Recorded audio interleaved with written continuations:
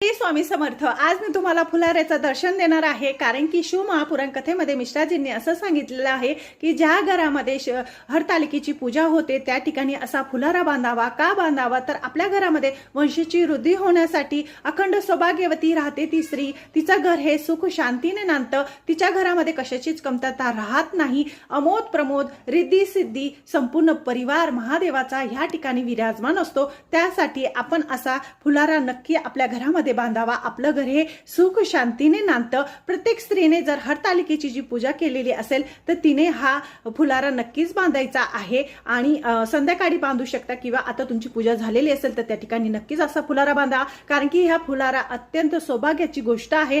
ज्याच्या नशिबात असतं त्याला ज्याचं दर्शन होतं। ज्या मुलांचे लग्न वगैरे ठरत नाही त्यांनी सुद्धा हा फुलाऱ्याचे दर्शन घ्यायचं आहे, हळदी कुंकू व्हायचं आहे त्या फुलाऱ्यावर। नक्कीच तुमच्या मनातल्या सगळ्या इच्छा नक्कीच पूर्ण करतील। माझं चॅनल आवडत असेल तर लाईक आणि सबस्क्राईब